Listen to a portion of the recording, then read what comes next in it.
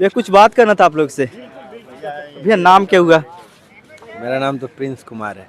2024 में आप किनको देखना चाहते हैं प्रधानमंत्री के रूप में? डायरेक्टली बताया नहीं जा सकता है, लेकिन विपक्ष बहुत कमजोर है। आप वोट की बात नहीं करें कि आप किनको दीजिएगा वोट, क्योंकि ऐसा बात हम बोलेंगे तो हमारे ऊपर केस भी हो सकता है। हम डायरेक्ट पूछ रहे हैं, मतलब किनको देखना चाहते हैं आप? विपक्ष का हालत देख के लग नहीं रहा है कि कोई प्रधानमंत्री का उम्मीदवार विपक्ष में है। राहुल गांधी नहीं है? नहीं है। राहुल गांधी कर रहे हैं कि हम प्रधानमंत्री बनने जा रहे हैं। विपक्ष का जो गैंग है ना, विपक्ष के ग्रुप में कई सारे प्रधानमंत्री है और कुर्सी तो एक ही है ना। कुर्सी किसी एक को मिलेगा और एनडीए के खेमे में मोदी को छोड़कर कोई दूसरा दिख नहीं रहा है। अच्छा, क्या आपको नहीं लग रहा है कि महागठबंधन में जो महागठबंधन के जो अध्यक्ष हैं राहुल गांधी, वो प्रधानमंत्री के उम्मीदवार के लायक हैं? सबसे पहली बात तो वो अध्यक्ष हैं, इस बात पर सहमति नहीं है महागठबंधन में ही। मतलब उनका चेहरा है आपस में बहुत मतभेद है उन्हीं लोगों में, क्योंकि कई सारे उम्मीदवार है। अगर सही से देखा जाए तो 3 स्टेट में चूंकि राष्ट्रीय पार्टी आम आदमी पार्टी बन चुकी है, 3 स्टेट में अच्छा खासा उसका, 2 स्टेट में तो सरकार भी है। तो उम्मीदवार तो देखा जाए तो केजरीवाल होंगे उस हिसाब से। राहुल गांधी कहीं नहीं है। राहुल गांधी हैं क्या? अभी कुछ नहीं है एक प्रकार से देखा जाए। वो तो बोल रहे हैं कि हम जा रहे हैं, प्रधानमंत्री बनने जा रहे हैं। वो तो कोई भी बोल सकता है। हम भी बोलेंगे हम भी बनेंगे प्रधानमंत्री, कल राष्ट्रपति बनेंगे हम, सीधी सी बात है। उसमें क्या है? बोलने को भारत आजाद है 1950 से 47 से, कोई कुछ भी बोल सकता है। अच्छा, थोड़ा सा हमको लग रहा है कि आप मोदी जी का सपोर्ट कर रहे हैं, लेकिन क्यों सपोर्ट कर रहे हैं थोड़ा सा बता सपोर्ट सकते नहीं कर रहे हैं हम किसी का। देखिए, सपोर्टर हम किसी के नहीं है, बस देखते हैं कि है क्या, कौन किसके पास है क्या। यहाँ बात ये है कि किसका स्टोरी कितना अच्छा है। जिसका स्टोरी जितना अच्छा वो बिकेगा। मोदी जी का स्टोरी अच्छा था, 2014 में बिका, 19 में भी बिका स्टोरी, 24 में अच्छा होगा, 24 में ही बिकेगा। इन लोगों के पास कोई कहानी ही नहीं है। अच्छा, उनके कार्यकाल में कुछ बता सकते हैं जो नया कुछ हुआ है? चेंजिंग तो बहुत हुआ है। जैसे? 2014 के पहले खास करके सबसे अच्छा डिजिटल इंडिया जो कि सक्सेस है। इससे क्या कुछ फायदा हुआ, थोड़ा बता सकते हैं? फायदा ये हुआ कि जैसे हम डिमोनेटाइजेशन की बात नहीं कर रहे हैं। फ़ायदा ऐसे हुआ कि एक मतलब वैसे वर्ग के लोग जो खास पढ़े लिखे भी नहीं है, वो भी डिजिटल इंडिया में जुड़ चुके हैं। आज आप देखिएगा 4-5 क्लास का विद्यार्थी भी सब कुछ ऑनलाइन पेमेंट करने सीख गया है। ऑनलाइन कुछ भी खरीदने, मंगाने या फिर ऑनलाइन, और ऑनलाइन में चूँकि ट्रांसपेरेंसी ज़्यादा है, मतलब सही से और बेईमानी की और कार्य डिजिटल इंडिया के अलावा उनका फॉरेन पॉलिसी अच्छा है, विदेश नीति अच्छा है। और विदेश के मामलों में अब चूंकि एक नया बखेड़ा खड़ा हो गया है अभी, इसराइल वाला, तो यहाँ अभी लाइव टेस्ट होगा उनका कि कतर वाला भी मामला सामने आया। हाँ, वो मामला भी सामने आया। और उसमें चूंकि उसमें भारत जो स्टैंड दिखाया ना एकदम मजबूती के साथ, और बाद में भारत का समर्थन भी मिला और सब देशों से, वो सही रहा एक प्रकार। विदेश नीति तो अच्छा, बाकी और कार्य? किसानों के लिए अच्छा काम किए हैं। कौन सा कार्य?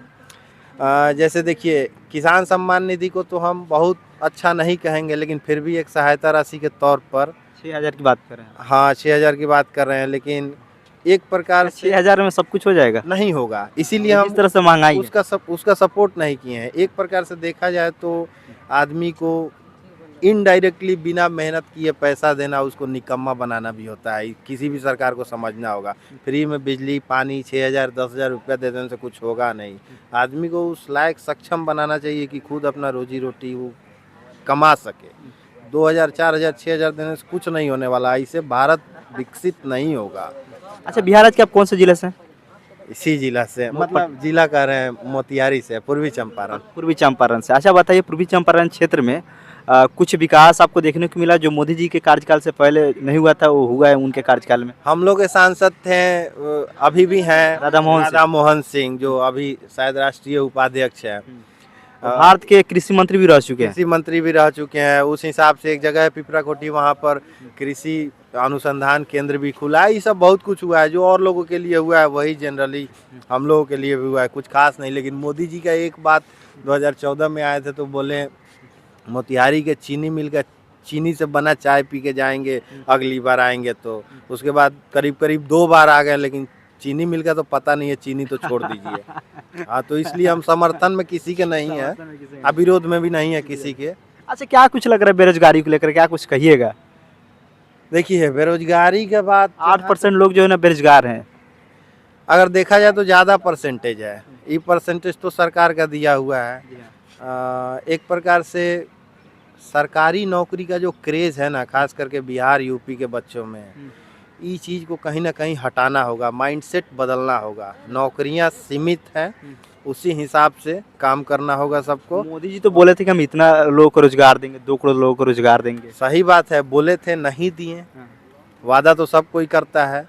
अब वैसे अपने यहाँ भी हैं तेजस्वी यादव, ये भी वादा किए हैं। विपक्ष वाले सवाल ये भी खड़ा कर रहे हैं कि झूठ बोलते हैं मोदी। यही तो बात है, विपक्ष सवाल खड़ा करते हैं लेकिन उचित जगह पर और सही मुद्दा पर नहीं करते हैं। नहीं तो मुद्दा तो बहुत है मोदी जी को घेरने के लिए, लेकिन इधर उधर फंस जाते हैं बिना मतलब के बातों में।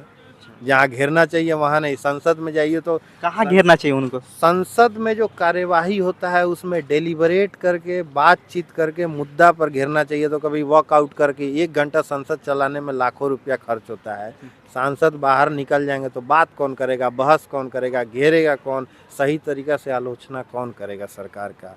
विपक्ष एक प्रकार से सरकार का वॉच डॉग होती है, जिसको हम लोग कहते हैं। मतलब अप्रत्यक्ष रूप से सरकार को सब कुछ बाध्य करे, निर्धारित करे कि यहाँ सरकार का नीति क्या हो। लेकिन विपक्ष, क्या लग रहा है कि विपक्ष मतलब मजबूत नहीं है? विपक्ष तो मर गया है 2014 के बाद भारत में, कंफर्म बात है एकदम। विपक्ष है ही नहीं, विपक्ष शब्द का पतन हो गया है 2014 के बाद भारत में, विपक्ष है ही नहीं। चलिए भैया, आपका नाम क्या? बहुत बहुत धन्यवाद भैया आपका। मेरा नाम राजकुमार पटेल होगा। राजकुमार पटेल। अच्छा, आप हमें बताइए, बिहार राज्य आप कौन से जिले से हुए? पश्चिमी चंपारण बेतिया से आप। अच्छा, बेतिया से हुए। अच्छा, आप हमें बताइए, अभी लोकसभा के चुनाव समझ लीजिए सर पे, डायरेक्ट हम क्वेश्चन वगैरह पूछते हैं। 2024 में आप किनको देखना चाहते हैं प्रधानमंत्री? वही जिसको देखना चाहेंगे जो अच्छा से काम करे। मोदी के बाद हमें कुछ क्षेत्रीय है, मतलब कि उसके सपोर्ट में नहीं है कि हाँ मोदी होंगे तो अच्छा होगा। मेरे ख्याल से मोदी होंगे तो अच्छा होगा, लेकिन आप हमें बता सकते हैं कि मोदी होंगे तो अच्छा होगा, क्यों अच्छा होगा? क्योंकि मोदी से बेहतर हमको कोई दिख नहीं रहा है। रियलिटी जो बात है सो है। हम नहीं वो बोलेंगे पक्ष विपक्ष में नहीं है, हम पक्ष में है हम। और हाँ बोलिए। चलिए, आप तो बता रहे हैं कि इनके मतलब ये रहेंगे तो सही है, लेकिन लोग तो बता रहे हैं कि बेरोजगारी बहुत ज़्यादा है, महंगाई भी बहुत ज़्यादा है। अच्छा, कौन कम कर दिया है बेरोजगारी? हमको ये बात बताइए तो। कांग्रेस के कार्यकाल में कम था। कम तो भी था, तो उतना विकसित भी था, विकासशील जिस टाइप पे इस समय जितना आगे पहुंचे उस समय तो कांग्रेस के सरकार में तो नहीं था। ये आप नहीं पूछ रहे हैं, खाली महंगाई पे जा रहे हैं। महंगाई तो है ना, इंसान कमा रहा है तो नहीं देख रहे हैं पहले कितना कमा रहा था, इस समय सीधे दोगुनी कमा रहा है। अगर महंगाई बढ़ा है तो लोगों का इनकम भी बढ़ा है, ठीक है। तो उस रेशियो के अनुसार थोड़ी ना बढ़ा है। महंगाई बढ़ता कैसे है? लोगों के पास पैसा होगा तब तो लोग डिमांड करेगा। सब खेल डिमांड एंड सप्लाई का है। डिमांड हो रहा है, इसका मतलब लोगों के पास पैसा है। जिस समय कोविड काल में 2020 में विपक्ष हल्ला किया मंदी है, और उस समय बिग बिलियन डे का सेल लगा, तो शायद फ्लिपकार्ट वाला की अमेजोन वाला बोला था कि हम एक दिन में 24,000 करोड़ का लगभग शायद इतना ही एस्टीमेट था सेल किए हैं। तो मंदी था कहाँ? लोगों के पास पैसा है। लेकिन अब बात यहाँ पर ये है कि पैसा जिसके पास है और जिसके पास नहीं है, इनइक्वलिटी बहुत ज़्यादा है। इस चीज़ को ध्यान में रखना चाहिए सरकार को। गरीब और ना हो जाए और अमीर ना होते चला जाए, इसलिए। अच्छा, विपक्ष वाले सवाल ये भी खड़ा कर रहे हैं कि बताइए, मोदी जी के कार्यकाल में ऐसा 5 कार्य गिनवा दीजिए जो जनता के हित में हो। अच्छा, मोदी जी का मतलब कि जनता के हित में हो। जी हाँ, 5 कार्य। मेरे हिसाब से तो प्रिंस भैया पहले बोला है जो कि डिजिटल वाला बात। जी हाँ, वो एक हो गया। दूसरा हो गया ये कि आप मान लीजिए कि पहले जितना क्राइम रेट था वो भी उठा के देख सकते हैं। हमारे ख्याल से कम होगा। आपको पता है क्राइम रेट के बारे में कुछ? हाँ, थोड़ा बहुत पता है। हाँ, परसेंटेज पहले गिरा है। कम है कि ना? हाँ, ये दूसरा परसेंटेज हो गया। गिरा। तीसरा रूप में आप देख सकते हैं कि ज़्यादा लोग अट्रैक्ट हो रहा है किस चीज़ की ओर? बिजनेस हो, नौकरी हो, जॉब हो, उसके ओर भी हो रहा है। सुरक्षित महसूस कर रहा है। प्रशासन का व्यवस्था अच्छा से है कि ना? सब अच्छे में। ये तो पहले वाला। अच्छा, आप स्टूडेंट हैं, हम डायरेक्ट पूछते हैं, स्टूडेंट के लिए क्या कुछ किए हैं? स्टूडेंट के लिए तो उतना कुछ अभी नहीं हुआ है। हम बात को मानते हैं, जिस बात मुद्दा पर आने चाहते हैं आप, ठीक ना? इस देश के लोगों को क्या कुछ चाहिए? सबसे पहले तो शिक्षा चाहिए। तो शिक्षा के लिए ले लेंगे हम अपने नीतीश कुमार को। आपको पता होना चाहिए कि सबसे ज़्यादा इस टाइम शिक्षा पे ही खर्च हुआ है। जो भी हमारे आता है पैसा वो शिक्षा के लिए खर्च हुआ है। तो बिहार भी है जो कि नीतीश कुमार इसके बारे में प्रधानमंत्री का चुनाव शायद वो भी लड़ने का सोच ही रहे हैं। वो कह रहे हैं कि हम प्रधानमंत्री पद के उम्मीदवार हैं। हाँ हाँ, जानते हैं। तो ठीक है। क्या मतलब विकास हुआ है? तो देखिए, अपना डेटा तो हम नहीं बताएंगे। 2014 में भारत का अर्थव्यवस्था कितने नंबर पर था अब आप देखिए, लेकिन आज 4 नंबर पर है। ये बात मानिए। अब भारत कितना गरीब हुआ, गरीब होने से तो 4 नंबर पर आएगा नहीं, ठीक है। अमेरिका, फ्रांस, ब्रिटेन को तो पीछे छोड़ दिया। ब्रिटेन था 4 पर, अब 5 पर गया, भारत आ गया 4 पर। पहला ये। और भारत का विदेश नीति जो है ना 2014 विदेश नीति को बार बार मत दोहराइए। विदेश नीति पर इसलिए जा रहे हैं कि अब लग रहा है कि हाँ, चलो सवाल इस पर भी खड़ा खड़ा कर रहे हैं कि विदेश नीति, अब इतना विदेश यात्रा की, उसमें बहुत सारा पैसा का खर्च है। खर्च हुआ तो उसका असर दिखा भी, तो बहुत जगह दिखा। आज जो है अमेरिका भारत के इतने पीछे है। क्यों है पीछे इतना? जब रूस और यूक्रेन में झगड़ा हुआ तो अपने विदेश मंत्री साफ तौर पर कह दिए कि तेल हम रूस से ही खरीदेंगे। ठीक है, फिर भी अमेरिका को झुकना पड़ा, सिर्फ भारत के लिए और देशों के लिए नहीं। क्यों? विदेश नीति का ही सब एक। अब देखिए 2024 में आप किनको देखना चाहते हैं प्रधानमंत्री? प्रधानमंत्री के तौर पे तो जो इंडिया बनी हुई है, इंडिया अलायंस। हाँ, करीब करीब 38 दलों का जो संगठन है, उससे उसी में से तो अभी नेता तो क्लियर है नहीं कि कौन प्रधानमंत्री बनेंगे, लेकिन अगर अखिलेश यादव बनते हैं सीएम, जिनका कि हम प्रधानमंत्री की बात कर रहे हैं। हाँ सॉरी पीएम, हाँ। तो ठीक रहेगा। वो बहुत प्रोग्रेसिव नेता हैं, जो मॉडल लाए थे यूपी में एक्सप्रेसवे का। क्या कुछ लाए थे हम यूपी में? यूपी जो आगरा एक्सप्रेसवे जो बनाए थे सबसे पहले, फिर रोजगार के लिए कान्हा स्टेडियम का कंसेप्ट, जो पुलिस व्यवस्था था डायल 108 सबसे पहले लाए थे। अपने राज्य के पुलिस कर्मियों को भेजे थे न्यूयॉर्क, ताकि वहाँ के पुलिस व्यवस्था से सीख कराए। ये सब प्रोग्रेसिव विचार से मैं उनसे कुछ ज़्यादा सहमत हूँ। लगता है कि उन्हें मौका देना चाहिए। अच्छा, मोदी जी क्यों नहीं देखना चाहते हैं 2024 में? मोदी जी को हमने 2 टर्म यानी 10 साल दिया है, और लोकतंत्र के लिए ये खासकर अच्छा रहेगा कि सभी को मतलब देखा जाए। इनका 10 साल हमने दिया, आगे जो भी नेता हैं उनको भी मौका देकर देखना चाहिए। कुछ लोग तो बताते हैं कि मोदी जी का कार्यकाल अच्छा चला है, कि उनके कार्यकाल में जो है ना राशन जो है ना फ्री मिल रहा है। उनका प्रोस्पेक्टिव रहा होगा, उनका प्रोस्पेक्टिव या विचार ये रहा होगा कि राशन तक को ही विकास समझा जाए, बाकी भी बहुत सी चीज़ें हैं। किसानों के भी तो खाते में पर ईयर आता है 6,000 करीब में।